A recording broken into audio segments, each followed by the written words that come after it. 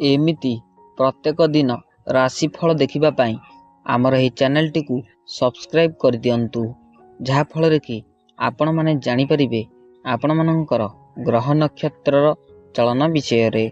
नमस्कार दर्शक बंधु, आज आमे जानिबा बिछा राशि व्यक्ति विशेष मानकर जीवन रे किभली एही पवित्र श्रावण मासरे परिवर्तन आसिबाकू जाउछि एवं आपणकर जीवन रे कौन सबु उन्नति आनिबाकू जाउछि। तो प्रथमतः देखंतु आपणकर द्वादश घरे देवगुरु बृहस्पति विराजमान करिसंती एवं आपणकर नवम ग्रह रे शनिदेव विराजमान करिसंती एवं आपणकर षष्ठ भागरे राहु एवं केतु एकत्र होई विराजमान करिसंती, किंतु आपणकर पंचम भागरे रवि विराजमान करिथिबारु आपणଙ୍କୁ किछि तो सुख शांति मिलिबाकू पड़िबो।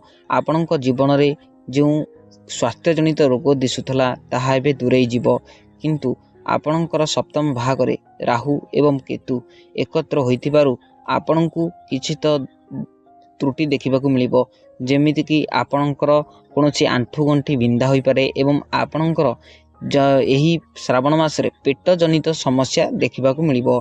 किंतु आपण एही पवित्र श्रावण मासरे जदि जल अर्पण करंती सूर्यदेवंकु तेबे आपणकर एही रोग मध्य दूरेई जीवो। किंतु आउरी गोटे समस्या मध्य रहिला, आपणकर नवम भागरे शनि विराजमान करिसंती।